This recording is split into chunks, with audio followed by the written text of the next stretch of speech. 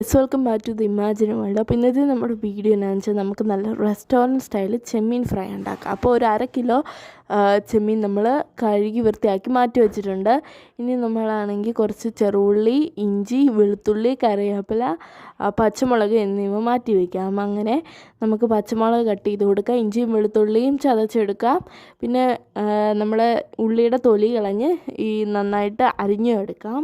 അളവെന്ന് പറഞ്ഞാൽ ഒരു 100 ഗ്രാം ചെറുള്ളി, 2 പച്ചമുളക്, 5-6 അള്ളി വെളുത്തുള്ളി, ഒരു ചെറിയ പീസ് ഇഞ്ചി, ആവശ്യത്തിനനുസരിച്ചുള്ള കറിവേപ്പില. ഞാനിപ്പോൾ ഒരു തണ്ട് കറിവേപ്പിലയാണ് എടുത്തിരിക്കുന്നത്.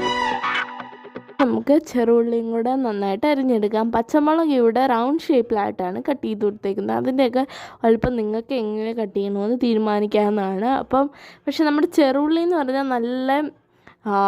നമ്മൾ നല്ല ലൈറ്റായിട്ട് കട്ട് ചെയ്യണം, നല്ല കനം കുറച്ച്.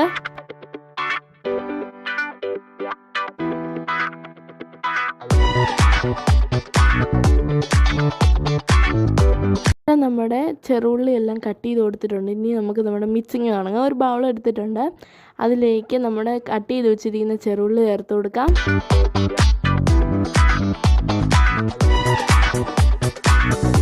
അതുപോലെ നമ്മുടെ പച്ചമുളക് ചേർത്ത് കൊടുക്കാം.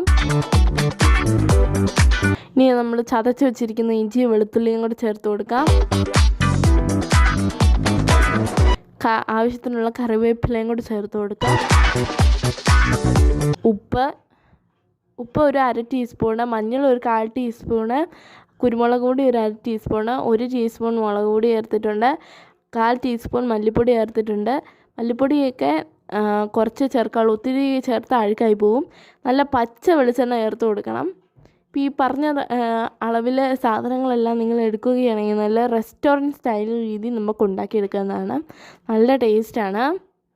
ഉപ്പ് ആദ്യമേ ഒരുപാടൊന്നും ഇടണ്ട, ഇല്ലെങ്കിൽ നമുക്ക് ഇനി ഇടാവുന്നതാണ്. അപ്പോൾ എല്ലാം കൂടെ ഒന്ന് മിക്സ് ചെയ്തു. അത് കഴിഞ്ഞ് നമ്മുടെ ചെമ്മീനും കൂടെ ഒന്ന് ചേർത്ത് കൊടുത്തിട്ട് നന്നായിട്ട് മിക്സ് ചെയ്തെടുക്കുകയാണ്.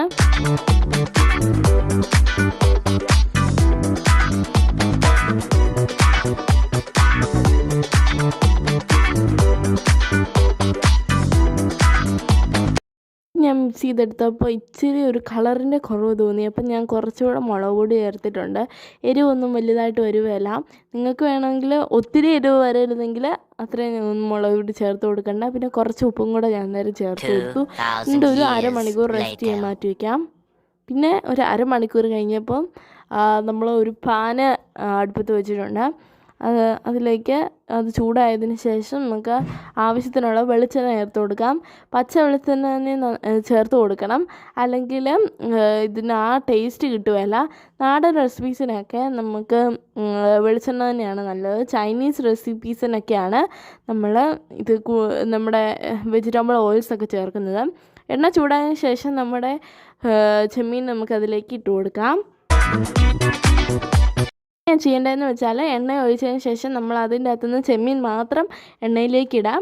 പിന്നെ നമുക്ക് നമ്മുടെ ആ ഗ്രേവിയും കൂടെ അതിൻ്റെ മണ്ടയിലേക്ക് ഇടാം. അങ്ങനെയാണ് കറക്റ്റായിട്ടുള്ള ചെമ്മീൻ റോസ്റ്റ് ഉണ്ടാക്കുന്നത്. കണ്ടില്ലേ, ആ ചെമ്മീൻ്റെ മുകളിലേക്ക് നമ്മൾ ആ ഗ്രേവിയും കൂടെ എടുത്തിടും. അങ്ങനെ കുറച്ച് കഴിയുമ്പോൾ മൂടി വെക്കണം. അപ്പോൾ മൂടി വെച്ച് കഴിയുമ്പോൾ ചെമ്മീനിലെ വെള്ളം ഇറങ്ങും. ഒരു 15 മിനിറ്റ് കഴിയുമ്പം ഇങ്ങനെയാണ്, കണ്ടോ, ചെമ്മീനിലെ വെള്ളം ഇറങ്ങിയിരിക്കുന്നത്.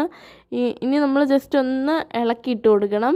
ഇങ്ങനെ ഇളക്കിയിട്ട് കൊടുത്തതിന് ശേഷം നിങ്ങൾ കണ്ടോണം, ലാസ്റ്റ് വെന്ത് കഴിയുമ്പോഴത്തേനും നമ്മൾ ഫ്രൈ പോലെ ആയി കിട്ടും.